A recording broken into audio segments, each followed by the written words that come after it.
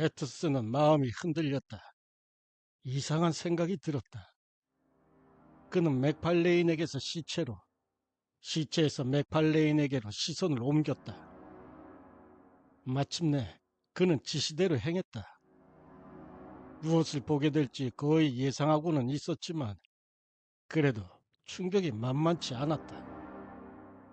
잘 차려입고 고기와 죄악으로 포식하고서 선술집 문지방을 넘어서던 남자가 죽어 딱딱하게 굳어서 벌거벗은 채 거친 삼배 자루 위에 누워있는 모습을 보자 아무리 생각 없는 페트스라 해도 내면 깊숙이에 도사리고 있던 양심의 공포가 깨어 일어났다. 크라스티비라는 말이 그가 아는 사람 2명이 이 차가운 탁자 위에 누워야 했다는 사실이 마음속에서 되풀이에 메아리 쳤다. 하지만 이런 생각은 부차적인 것에 지나지 않았다. 처음에 생각이 간 것은 울프였다. 그렇게 중요한 도전에 대비해 있지 않던 그는 동료의 얼굴을 어찌 봐야 할지 알 수 없었다. 감히 눈을 마주칠 수가 없었고 말을 하거나 이의를 제기할 수도 없었다. 먼저 행동한 것은 맥팔레인 쪽이었다. 그는 조용히 뒤쪽으로 다가가서 패트스의 어깨에 부드럽지만 단호히 손을 올렸다. 리처드슨이 머리를 가질 수 있겠지? 리처드슨은 오랫동안 사람을 해부하는데 안달이 나 있던 학생이었다. 대답이 돌아오지 않자 살인자는 다시 말했다. 거래 얘기를 하자면 자넨 나한테 돈을 지불해야 해. 기록해 놓으라고. 패트스는 겨우 목소리를 되찾았다. 원래 목소리에 유령 같은 음성이 외쳤다.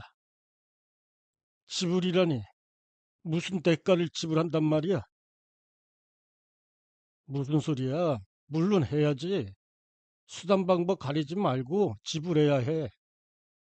나는 아무 대가 없이 시체를 줄 수 없고 자네는 아무것도 주지 않고 시체를 받을 수 없잖아. 우리 둘 다 타협을 해야지. 이것도 제인 갈브레이스 같은 경우야. 일이 잘못되면 될수록 우린 아무 일 없는 것처럼 행동해야 해. K 놓친 내가 돈을 두는 데가 어디지? 저기, 베트스는 구석에 있는 찬장을 가리키며 쉰 목소리로 대답했다. 열쇠를 줘. 맥팔레이는 손을 내밀며 말했다. 한순간에 주저. 그리고 주사위는 던져졌다. 맥팔레이는 손가락 사이에 열쇠를 끼워 돌리면서 불안한 경련을 억누르지 못했다. 알아보기가 쉽지는 않지만 굉장히 안도했음을 나타내는 몸짓이었다. 그는 찬장을 열고 한 칸에 놓여있던 펜과 잉크와 장부를 꺼내고 서랍 속에 든 돈다발 중에서 적당한 금액을 빼냈다. 그는 말했다. 이것 봐, 지불은 된 거야. 자네의 성실성에 대한 첫 번째 증거지. 자네가 믿을만 하다는 첫 번째 발자국이고 이제 자료를 묶어야 돼. 지불 금액을 장부에 적고 나면 그 악마놈을 무시할 수 있을 거야. 베트스에게는 다음 몇 초간이 번민의 시간이었다. 하지만 두려움을 극복하는 게 급선무였다. 장래에 어떤 고난이 닥치더라도 지금 맥팔레인과 싸움만 피할 수 있다면 아무래도 좋았다. 그는 내내 들고 있던 촛불을 내려놓고 침착한 손길로 날짜와 종류 그리고 처리 금액을 기입했다. 맥팔레인이 말했다. 자, 그럼 이 돈을 자네 주머니에 넣는 게 옳겠지? 내 몫은 이미 받았으니 말이야. 그건 그렇고 속세의 남자가 운이 붙으면 주머니에 남는 돈이 있는 법이지. 말하기 좀 부끄럽긴 하지만 관리 수칙이라는 게 있거든. 교섭도 하지 말고 비싼 교과서도 사지 말고 옛 빚도 청산하지 마. 빌리라고. 빌려주지 말고. 패터슨은 여전히 목에 잠긴 채 입을 열었다.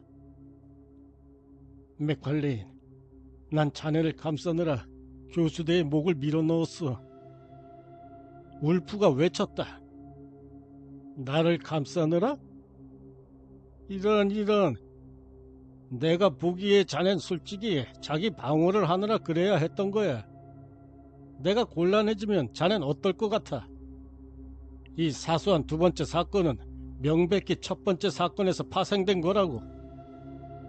그레이시는 갈브레이스 양의 연속이란 말이야. 일단 시작해놓고서 멈출 수는 없어. 시작했으면 밀고 나가야지. 그게 진실이야. 악인에게 휴식은 없어. 무시무시한 암흑의 예감과 운명의 배반이 불행한 학생의 영혼을 움켜쥐었다. 그는 외쳤다. 주여, 내가 무슨 짓을 했지? 그리고 언제 시작한 거지? 수업 조교가 되려고 한 것뿐인데 이성의 이름으로 그게 뭐가 잘못이야? 봉사를 하면 지위가 따라와야 하는 거잖아. 그도 지금 내가 있던 자리에 있었을까? 맥팔레이는 말했다. 친애하는 보시야. 이 무슨 어린애 같은 소린가? 뭐 잘못된 거라도 있나? 자네의 혀만 묶어두면 자네한테 도대체 무슨 해가 미칠 수 있겠어? 이봐, 친구. 삶이 어떤 건지 알아? 사람에는 두 종류가 있어. 사자와 양이지. 네가 양이라면 그레이나 제인 갈브레이스처럼 해부 탁자 위에 눕게 될 거고, 사자라면 살아서 나나 케이, 그 밖에 누구든 재치나 용기 있는 다른 사람들처럼 말을 몰게 될 거야. 처음에는 비틀거렸지. 하지만 케이를 보라고. 친애하는 버시여, 자네는 영리하고 담력도 있어. 나는 자네를 좋아하고 케이도 그렇지. 자넨 사냥을 하는 쪽으로 태어났어. 그리고 내 명예와 삶의 경험을 걸고 말하건대 이제 사흘만 지나면 자넨 남자 고등학생이 익살스러운 연극을 보고 웃는 것처럼 이 허수아비를 보고 웃게 될 거야. 이 말과 함께 맥팔레이는 밖으로 나가서 마차를 몰고 골목길을 질주해 갔다. 낮의 햇살을 피하기 위해. 그래서 패터슨은 후회만을 안고 혼자 남았다.